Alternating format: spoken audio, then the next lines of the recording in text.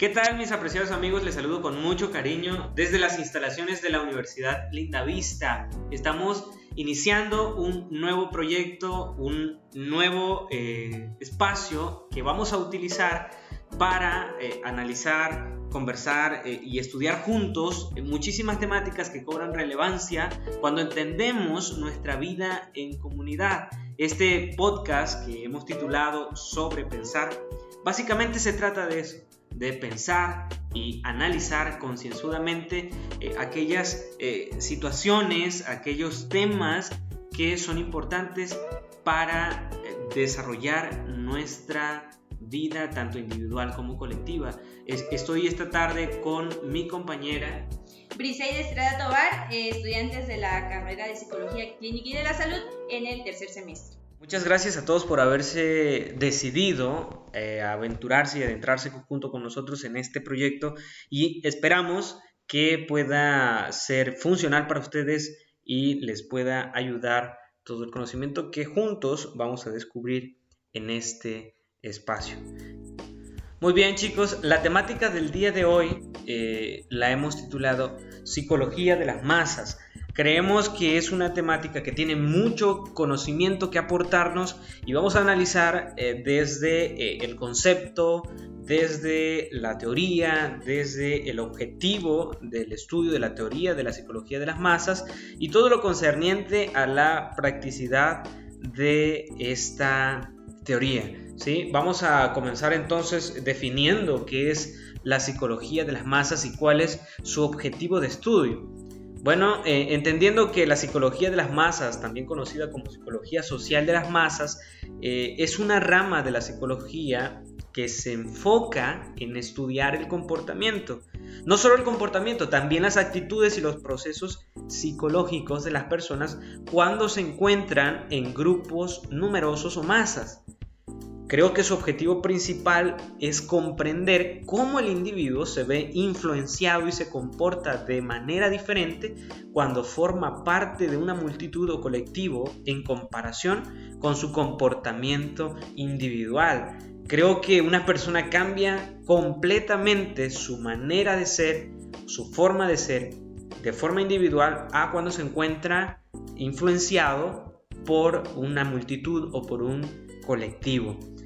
Algunas de las cosas que la psicología de las masas investiga es precisamente la influencia de la masa en el pensamiento y la toma de decisión individual, o la propagación de emociones y actitudes en grupos grandes, ¿sí? Este tema explica muy bien la razón de ser de comportamientos que a veces suelen ser ilógicos o burdos o demasiado exagerados en masa. Una vez me tocó platicar con una persona que decía que estando en un partido de fútbol, ¿no? Estando en las gradas de un partido de fútbol, al momento de gritar, de echar porras, se desconoce completamente porque pues, su actitud cambia. De forma individual, ella es una persona muy introvertida, muy callada, pero cuando está en grupo, bueno, es más extrovertida, habla más, se expresa más, e incluso, ¿no? En un partido de fútbol es capaz hasta de gritar, ¿no?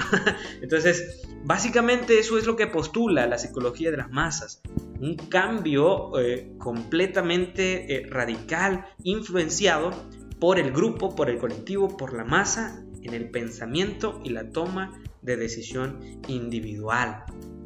Ahora, yo creo que hay muchas cosas más relevantes o cosas más importantes que mencionar con respecto a cómo surge esta teoría o cuáles son los principales conceptos, ¿no? que sustentan esta teoría de la psicología de las masas. Así que pues yo creo que nuestra invitada de esta tarde, la psicóloga Briseida Estrada, pues puede ayudarnos a definir un poco más este concepto, ampliarlo, ¿no? Un poquito más. Así que, Brisi, ¿cuál crees tú que son los principales conceptos y teorías que sustentan la psicología de las masas?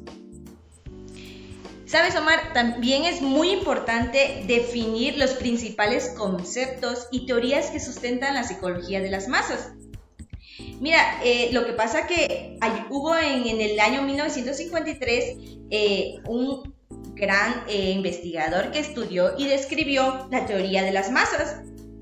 Él decía que lo más significativo de las masas es que cada una de sus partes constitutivas, y por muy diversas que puedan ser en cuanto al modo de vivir, ocupación e inteligencia, solo por el hecho de transformarse en masa poseen una especie de alma comunitaria, en virtud de la cual piensan y actúan de una forma totalmente distinta a como cada uno de ellos sentiría, pensaría y actuaría aisladamente.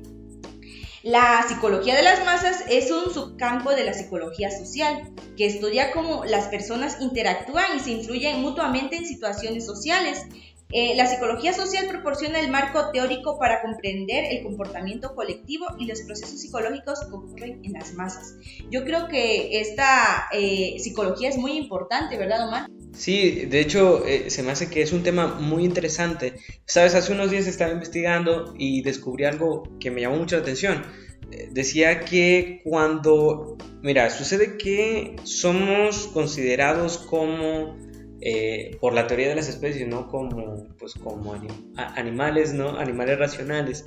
Pero sucede algo bien interesante. Cuando los animales actúan en grupo, actúan en conjunto, llegan a realizar actos muy inteligentes, muy organizados. Cuando los animales trabajan en grupo, llegan a ser muy inteligentes, ¿no? La mente grupal, como algunos lo conocen. Pero cuando el ser humano actúa colectivamente, sucede completamente lo contrario, ¿no? Y yo quisiera, o bueno, de alguna forma saber si la psicología de las masas entiende, o cómo entiende la psicología de las masas más bien este concepto, o qué tiene que decirnos el autor, ¿no? de esta teoría, que es Gustave Le Bon. ¿Qué dice al respecto?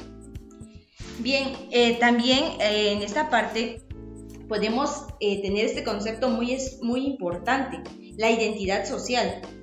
Mira, Omar, que la teoría de la identidad social propuesta por Henry Tadford y John Turner sostiene que las personas se unen a un grupo y desarrollan una identidad social basada en la pertenencia a ese grupo. O sea que si una persona se adhiere a un grupo, esa persona va a tener esa identidad, va a tener esas mismas convicciones y esos mismos objetivos, por así decirlo. También esta identidad social influye en las percepciones y actitudes de los individuos hacia su propio grupo y hacia otros grupos. Esto es muy importante, pero también deja mencionar que el comportamiento conformista se refiere a la tendencia de los individuos a adaptarse y a seguir las normas y expectativas del grupo al que pertenecen, incluso si no están de acuerdo con ellas. Esto es algo que debemos recalcar mucho. Ok, sí, por ahí dicen, ¿no? De forma muy cierta, dime con quién andas y te diré quién eres, ¿no? Así es. Porque cuando una persona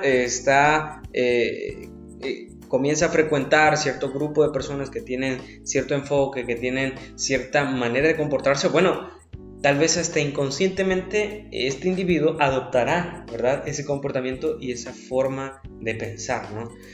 Yo creo que una de las cosas que debemos mencionar en este momento es que suceden ciertas cosas interesantes cuando la persona se ve inmersa en un grupo.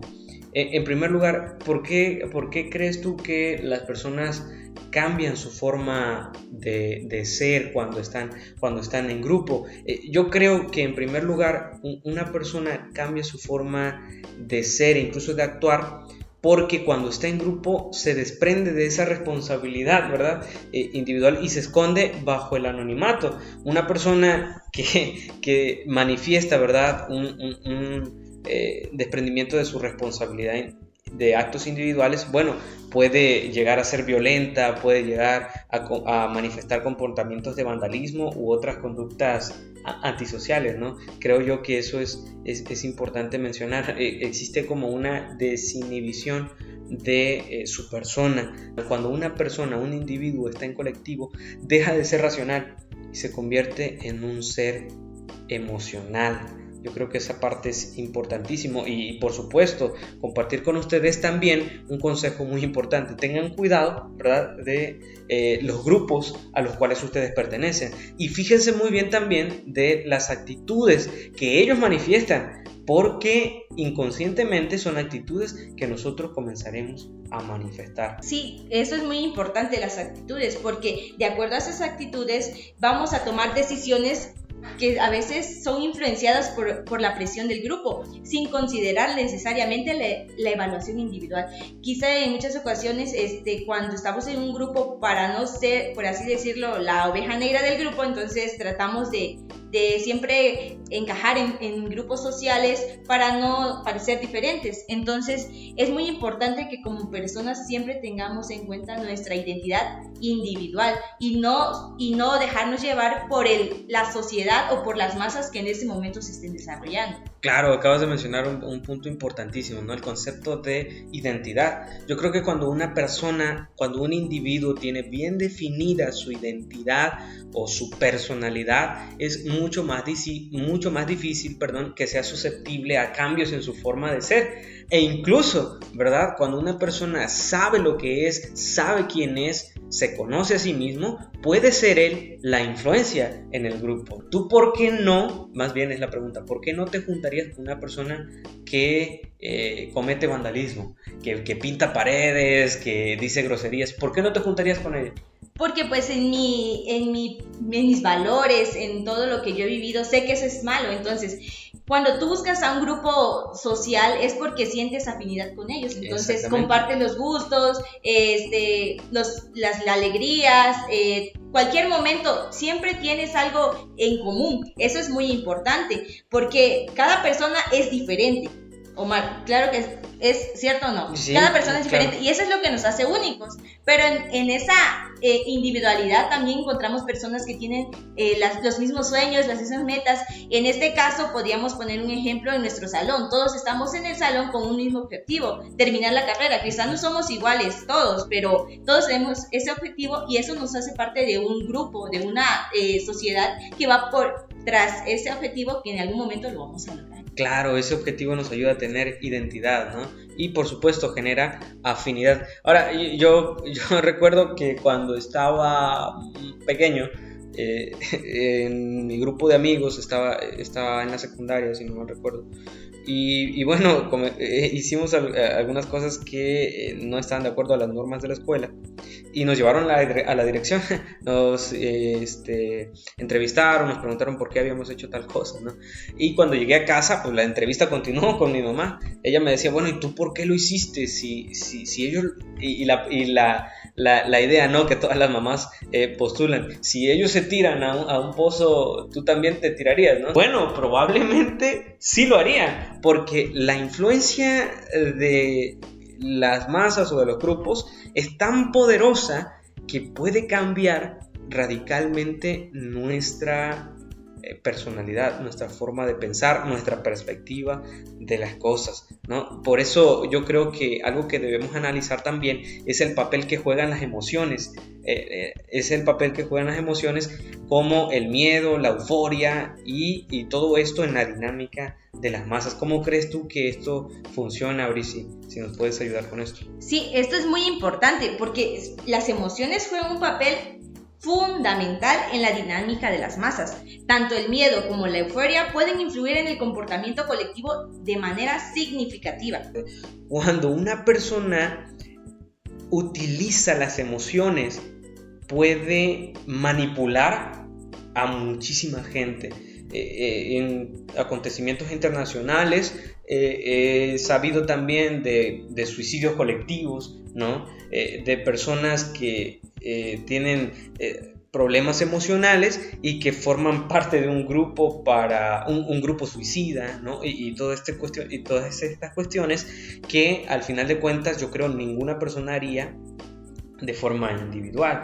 Ahora Brici, yo creo que ya para aterrizar esta temática vale la pena remarcar que debemos ser muy cuidadosos de los momentos en los que nos encontramos en grupo, para ser responsables de nuestra de nuestro comportamiento, de nuestras acciones, porque tendrán repercusiones y consecuencias inevitablemente en nuestra persona y en la sociedad. Les agradecemos a todos por haber escuchado cada uno de los minutos de este audio. Si alguno tiene alguna otra duda, bueno, por allí en los comentarios puede hacernos llegar sus dudas para que nosotros podamos contestarlas y así estar en contacto y juntos seguir descubriendo y sobrepensando las cosas. Eso.